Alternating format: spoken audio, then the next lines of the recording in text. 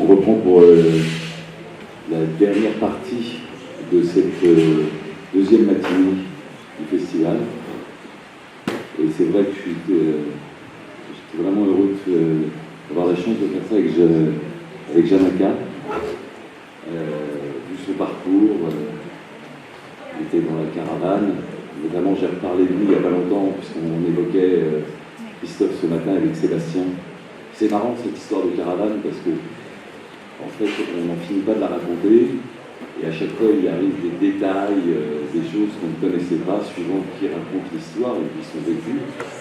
Et j'ai de nombreuses fois parlé de ça avec Janaka.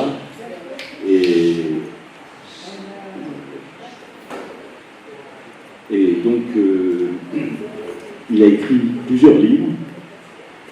Et là, aujourd'hui, on va s'attarder sur le dernier texte qu'il a écrit, L'île de Soranil.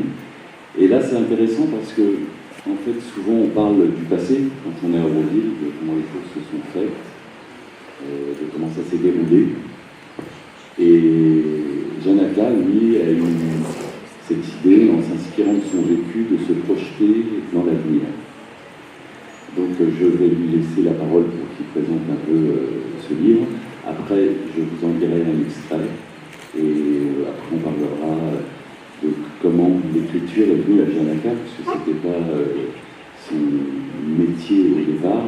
Et maintenant, je sais avec quelle rigueur il écrit tous les jours.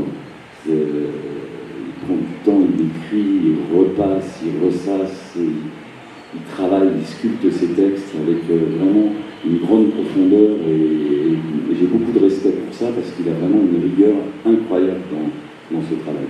Voilà, je lui laisse donc la parole pour présenter un peu le projet de son dernier livre qui est déjà sorti il y a quelques temps et puis après vous pourrez poser des questions. Alors bonjour à tous. La question qui se pose, c'est quelle est l'origine de ce livre en fait. C'est un livre qui a mûri assez longtemps. Il a fallu que je sois à Auroville pendant de nombreuses années avant de pouvoir me fixer une idée précise. Et l'idée précise de ce livre, le sujet, ça a été d'abord une déception. Déception de l'idée que je me faisais d'Auroville et qui n'était pas celle que je vivais, la vie que je vivais à Auroville, celle que j'attendais. Donc, je suis toujours à Auroville, évidemment, et j'aime toujours Auroville, et je suis toujours là à Auroville avec cet espoir de créer ce monde de lumière que Mère voulait. Mais j'ai eu donc des choses qui m'ont beaucoup troublé au bout d'une bonne vingtaine d'années, parce qu'il m'a fallu du temps avant de me mettre à écrire. J'ai écrit assez sur le tard. J'en reviens un petit peu en arrière. Je ne suis pas écrivain comme disait Jean-Paul, pas du tout. Mais j'ai toujours aimé écrire, même étant enfant, des cahiers, des notes, etc. Mais je ne m'étais jamais mis à vouloir écrire un livre. Et puis, j'ai toujours pensé que jamais j'arriverais à faire un livre. Et je travaillais à Auroville pendant longtemps. Et je travaillais notamment à Chonai à un moment donné. J'ai travaillé pendant 1 an et demi à Chonai. Je suis resté à Chonai jusqu'à l'âge de 60 ans. Et puis à 60 ans, je me suis dit, qu'est-ce que je fais? Est-ce que je rentre à Auroville? Est-ce que je prends ma retraite anticipée en France? Et que, avec cette retraite, je me concentre à l'écriture. Puis j'ai dit, tiens, c'est ce que je vais faire. Donc j'ai écrit d'abord un premier livre que beaucoup ont lu et connaissent, qui s'appelait 3 vies, qui est une autobiographie de mon itinéraire de vie. Et ensuite, il m'est venu l'idée de faire l'île de Soranil. Je suis reparti de l'idée de Satran qui avait parlé de l'île de mer. Et je me suis dit, mais ça serait quoi un ordre de vie idéal, quoi? Que l'on essaye de vivre avec toutes nos difficultés, Et pourtant, on est déjà, comme disait Mère, quand elle disait à sa prenne qui se plaignait des enfants de la Chale, elle lui disait, mais tu ne te rends pas compte, c'est la crème ici. Tu as oublié ce que c'était que le monde. Donc, quelque part, les Aurovéniens aussi sont un peu la crème par rapport à ce qui se passe partout. Mais j'ai voulu faire quand même écrire quelque chose qui ressemblerait pour moi à un Auroville idéal. C'est pour ça que le livre se situe au début en 2350. Donc on a beaucoup avancé. Et c'est parti de cette idée que les hommes sont déjà, beaucoup d'hommes sont déjà supramentalisés, ou en tout cas en voie de supramentalisation. Et une île a été créée par Soranil pour regrouper tous ces êtres.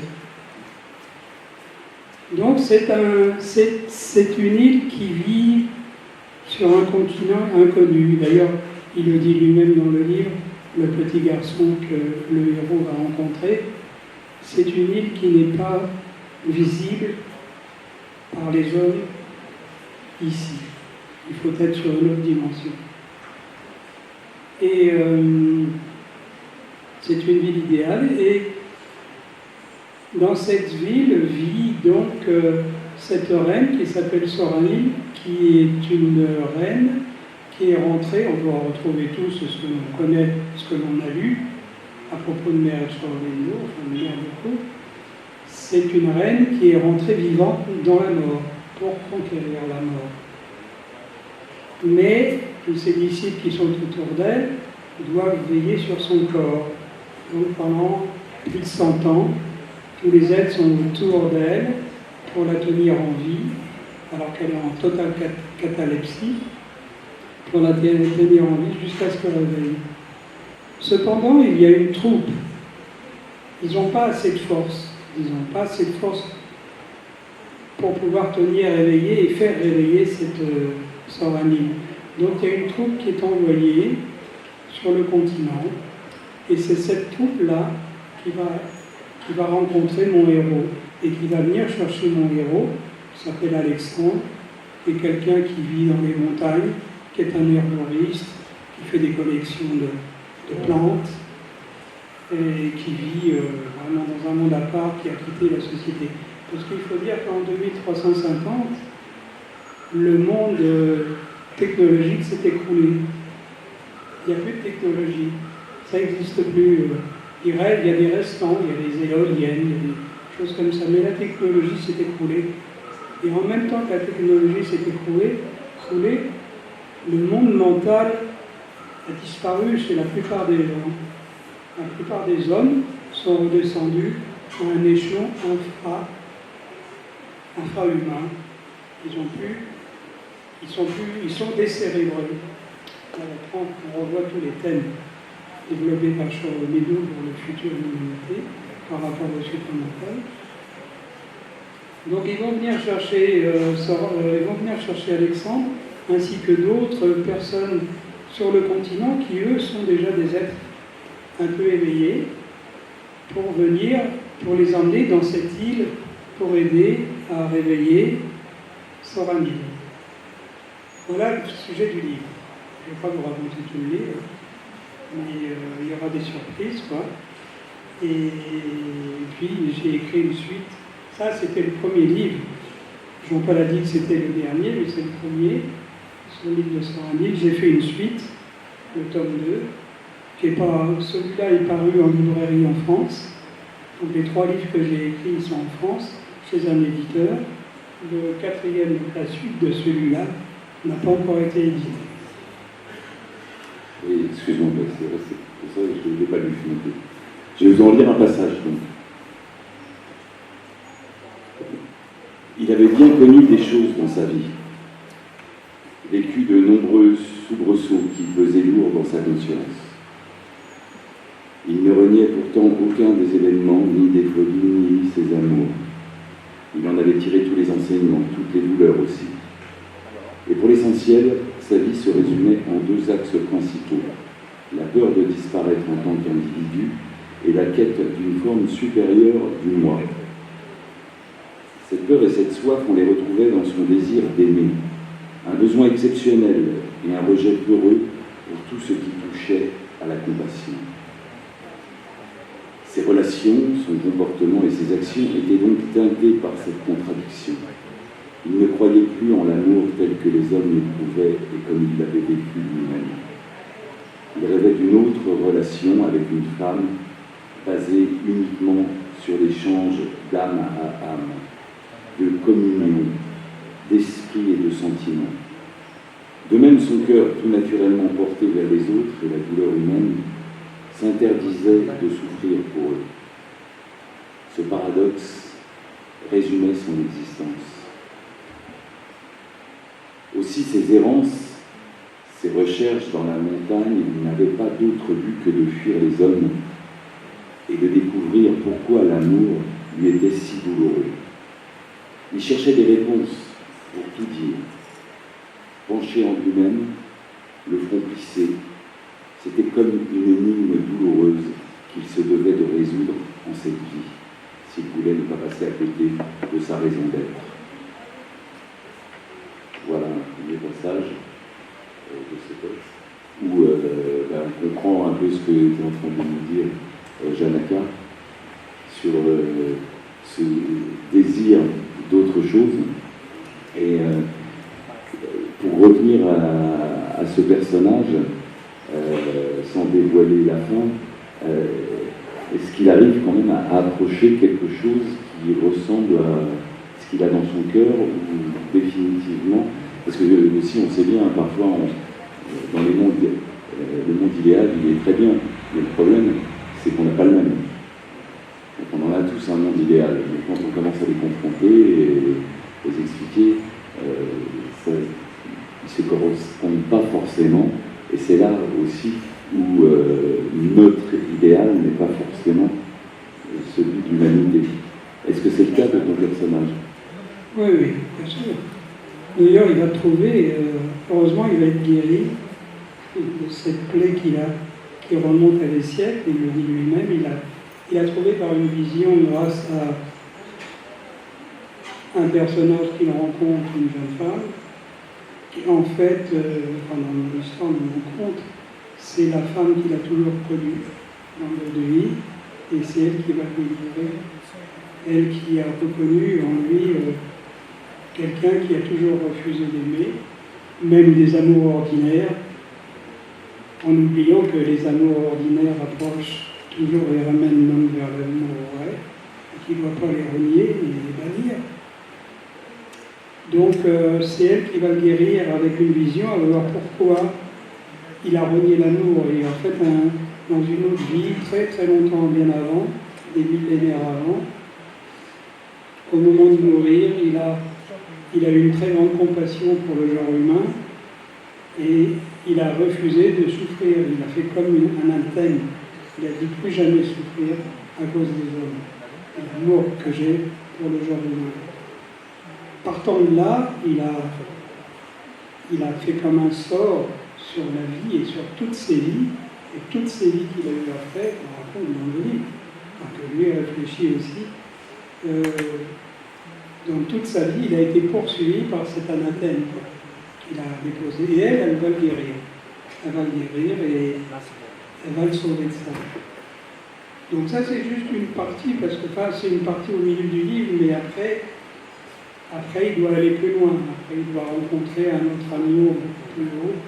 Et il va rentrer effectivement dans le domaine de l'île de Soranil, et avec Soranil, trouver autre chose. D'accord. Alors, ça m'a frappé tout à l'heure que tu disais que tu n'étais pas écrivain. Moi, je te considère comme un écrivain et je trouve que ce parcours que tu as fait, c'est complètement incroyable. Et ça me ramène à quelque chose que je ressens très fort ici à Auville. C'est peut-être que si tu n'étais pas venu à Auville, oui, effectivement, peut-être que tu ne serais pas devenu écrivain. C'est-à-dire, ce que je trouve très fort ici, et là, c'est un résultat humain, c'est le nombre de gens qui ont réussi ici à faire quelque chose et peut-être à tirer le maximum d'eux-mêmes, qu'ils n'auraient pas forcément tiré s'ils n'étaient pas venus ici. Et donc moi j'ai beaucoup d'admiration pour ça, et moi je te considère comme un écrivain, et je pense qu'il faut que tu te considères comme un écrivain, parce que d'être un écrivain, c'est pas forcément de commencer à écrire à 7 ou 8 ans, Il y en a qui ont commencé à 7 ou 8 ans et qui sont arrêtés à 18, je pense à Rimbaud, et d'autres qui ont commencé à écrire beaucoup plus tard. Et parce que je sais, parce que j'ai essayé déjà de me frotter à ça, la difficulté que c'est que d'écrire un livre. C'est énorme. Je pense qu'ici, on est nombreux à rêver d'écrire un livre. Qui n'a pas rêvé d'écrire un livre dans sa vie? Je pense qu'on est très peu. On a tous écrit eu cette envie-là. Toi, tu l'as réalisé. Et donc, je pense que quelqu'un qui réalise ce geste, il est un écrivain. On a pu en parler. Après, il vend des livres, il n'en vend pas, ça c'est autre chose. C'est un autre problème. Je prenais l'exemple de Rimbaud. Rimbaud s'est arrêté d'écrire parce que personne ne voulait l'éditer. Il n'en a pas vendu un seul. Donc tu as vendu plus de livres de Rimbaud qu'il en a vendu de son vivant. Donc maintenant, pour venir à ça, ce qui m'intéresse, moi, c'est qu'est-ce qui t'a donné justement cette force d'écrire? Et qu'est-ce qui t'a poussé à écrire? Aussi loin, je me souviens quand j'étais enfant à l'école, on avait des rédactions, livres, voilà, on devait écrire un sujet, une page, 2 pages, 3 pages, ça dépendait. J'étais nul en tout, hein, j'étais un camp vers le radiateur au fond de la classe. Je ne savais rien, en fait, je regardais les mouches. Et les mouches en dehors, mais c'était des mouches. Mais j'avais fait des sujets, j'écrivais. Et je donnais à la maîtresse d'école qui me mettait bon sujet, bon développement, 0. J'avais 30 fautes d'orthographe, 30 fautes d'orthographe dans ma page. Alors, j'aimais écrire, c'était naturel pour moi. C'est pour ça qu'à partir de 20 ans, après avoir connu toutes mes phrases de presque adulte, je me suis mis effectivement à lire des cahiers, avec des réflexions. Et c'est là que j'ai vu que j'avais la capacité d'aligner des choses, et puis bon, on s'améliore en écrivant. L'important c'est d'écrire, on s'améliore tout le temps. Ça, cette rigueur, je sais que tu l'as, et moi j'en suis très admiratif. Et j'étais en train de penser, quand tu parlais de ça, je me dis, parce que je voyais Gilles aussi qui était là, je me dis, mais si Janaka était à l'école du libre progrès, plutôt que d'aller à l'école où on l'a frustré, il serait peut-être devenu Alexandre Dumas. Il est jamais trop tard, ouais. Mais bon, on se dit... Ah ben, le personnage s'appelle Alexandre. Voilà, c'est pour ça. Oui, un peu... Donc, est-ce que vous avez des questions à poser? Oui. Pourquoi vous vous appelez Jana? Oh oui, beaucoup de gens qui ont des noms indiens, des Européens qui ont des noms indiens ici, ou ceux qui ont vécu longtemps ici, c'est des noms qui ont été donnés par mère, pas moi. Mais moi, pendant... j'ai lu, comme tout le monde, j'ai beaucoup lu sur l'Indo. Et pour moi, les aphorismes, ils parlent de Janaka. Et Janaka, pour moi, c'est l'homme idéal aurovillien. C'est-à-dire l'homme qui a les pieds sur terre, qui mène la vie de tous les jours, mais qui est libéré totalement de la vie de tous les jours. Et pour moi, c'est l'idéal aurovillien. Et j'ai pris ce nom-là à cause de ça. Non pas parce que j'y suis arrivé, mais parce que c'est quelque chose qui me sous-tend, qui m'attire, qui me pousse. J'adore l'aphorisme qu'il a écrit à propos de Janaka, où il dit que c'est un cri de victoire des générations futures. J'adore ça.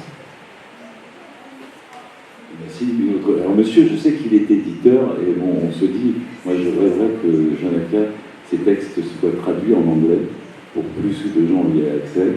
Donc ça serait fantastique si on arrivait à trouver un traducteur qui prenne son œuvre en charge. Parce que c'est vrai que le français, ça limite un peu aussi. Je ne suis pas responsable de cet appel, hein.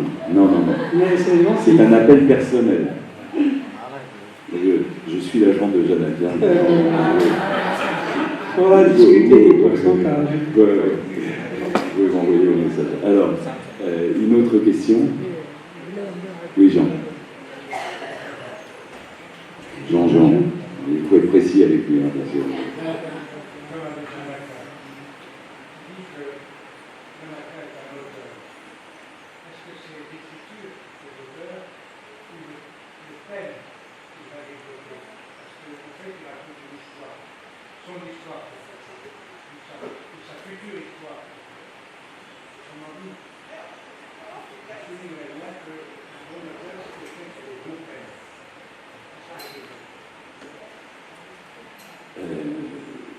Moi, pour moi, un auteur, c'est quelqu'un qui écrit.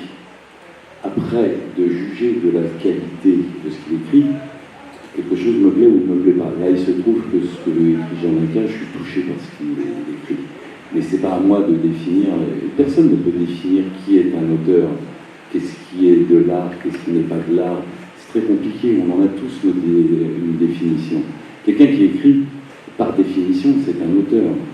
Après, ça peut être un grand auteur, c'est un auteur qu'on n'apprécie pas. Là, on rentre dans la subjectivité. Je sais que tu adores la subjectivité, Jean-Jean, mais je ne rentrerai pas dans ce jeu. Oui, Pierre.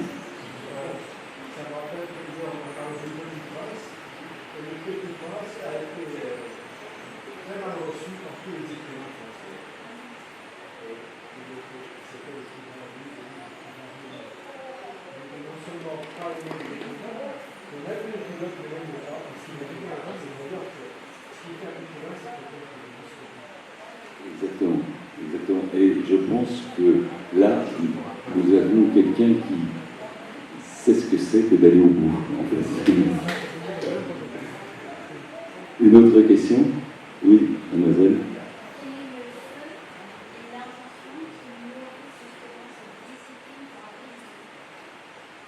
Oui. Bien, j'ai plusieurs soucis dans l'écriture. Le souci, c'est comme j'ai été un cancre fini, c'était de trouver l'expression juste, l'écriture juste, et de pouvoir exprimer par l'écriture des sentiments profonds et vrais. Sans pas, parce que j'ai pas de culture, j'ai une petite culture littéraire, parce qu'évidemment, j'ai écrit parce que j'ai beaucoup lu aussi. Donc, mais j'avais pas la culture universitaire. J'ai arrêté l'école à 13 ans, j'étais sans certificat d'études.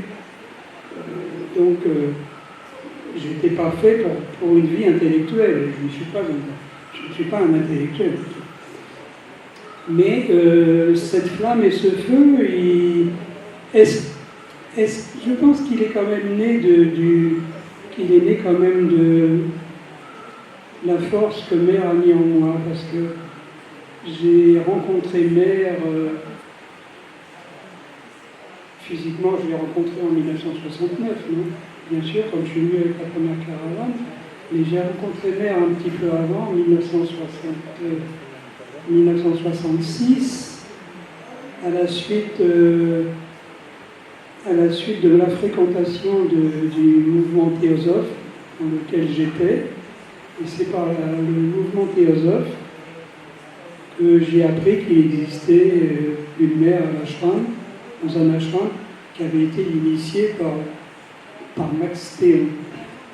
Donc, en fait, c'est Mère qui a pu développer chez moi, parce que j'étais encore un petit animal à 20 ans.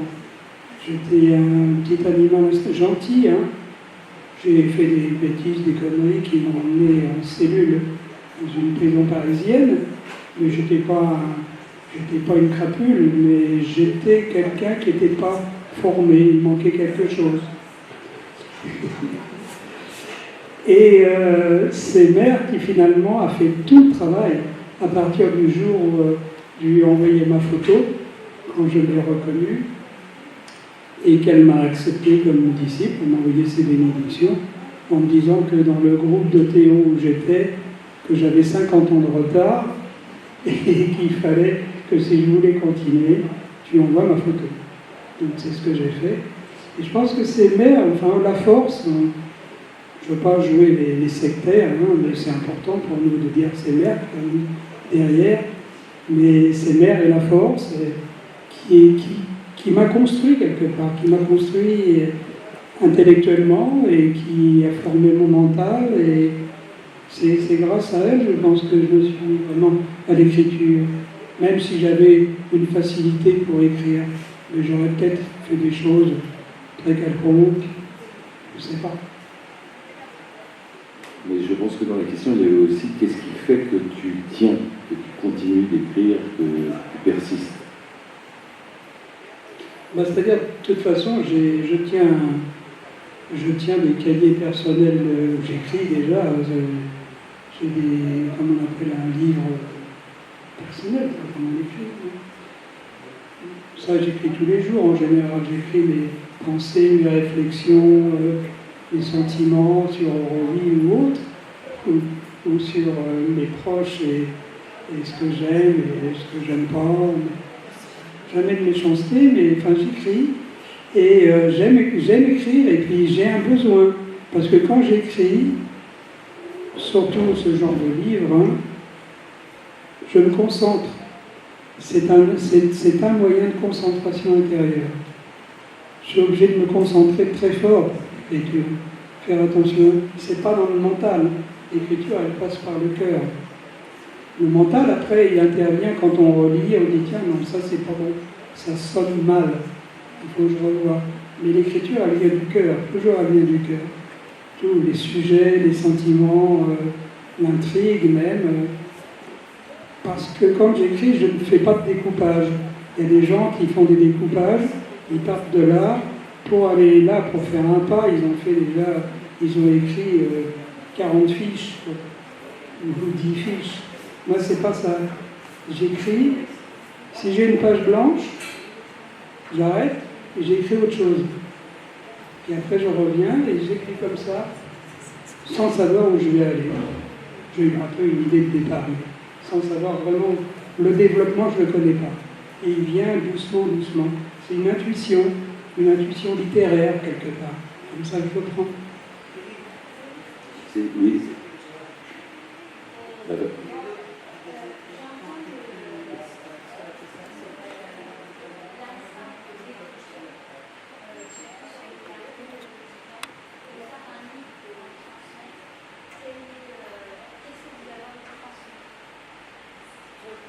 Ça dépend du sujet du livre. Hein.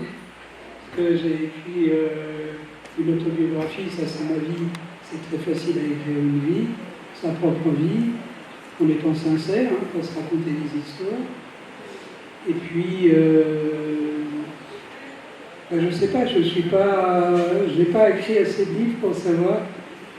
Là, je suis en train d'en préparer un autre, mais un 5e, quoi.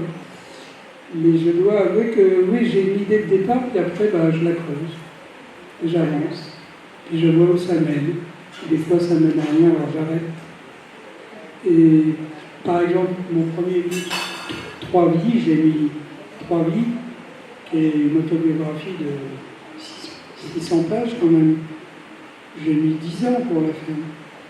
C'est-à-dire, j'arrêtais, je reprenais, j'arrêtais. Jusqu'à ce que j'ai ma retraite à 60 ans, là, et j'ai dit, bon allez, je vais finir ce livre. Et puis comme ça, j'ai pu le finir. Oui, Guillaume, merci. Je voudrais donner un témoignage.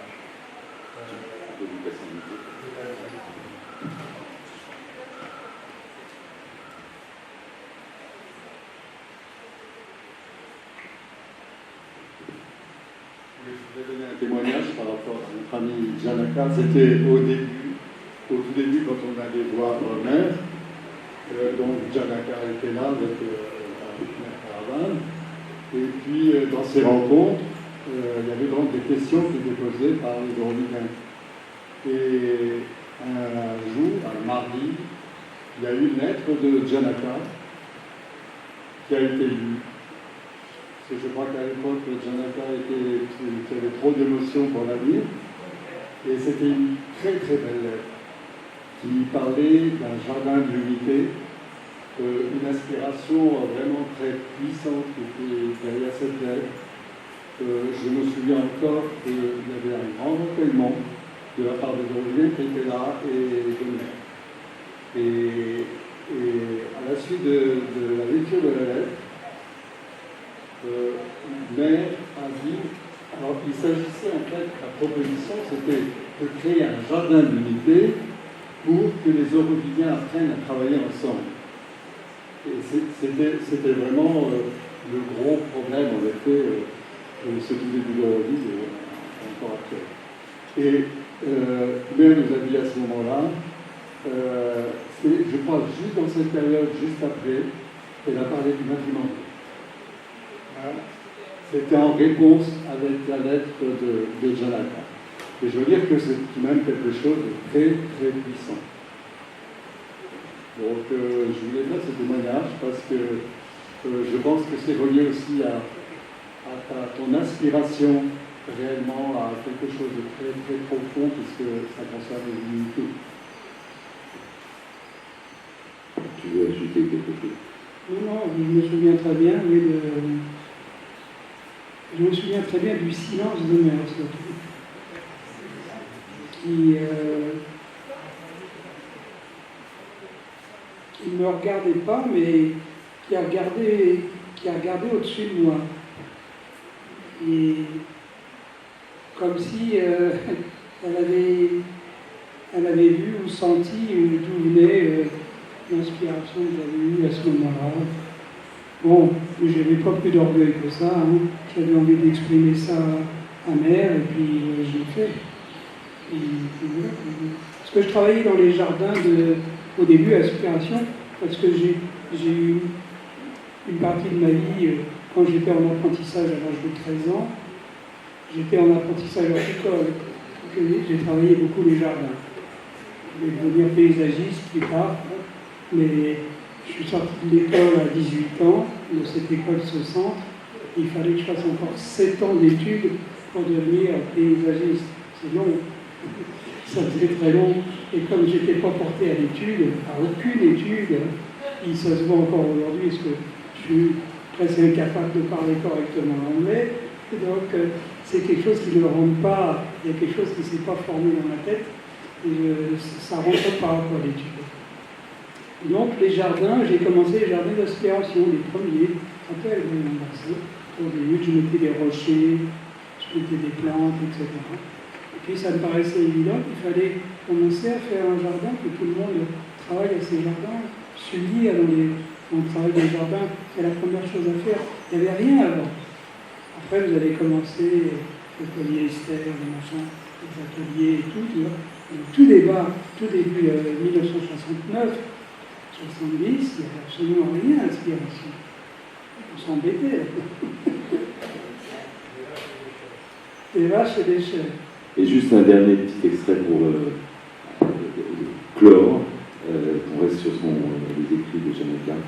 Les grandes réflexions qui agitaient ses contemporains, leurs grands sentiments qui les bouleversaient, le laissaient indifférent. Il était curieusement vide, libre peut-être. Cette liberté était la conséquence d'un choix. Cependant, sa sensation de vide était plutôt causée par son abandon des intérêts de l'existence. Il aurait dû se sentir comblé par cet affranchissement libérateur. Au contraire, le vide qu'il ressentait était l'indication d'un manque. Ça manquait terriblement, il faut dire. Qu'est-ce qu'il voulait changer à sa vie, là, sur cette souche? Il n'avait pourtant pas d'autre but et il ne savait rien faire d'autre que de chercher son vrai sens. C'est cela qui était remarquable. Parce que c'est une belle chose.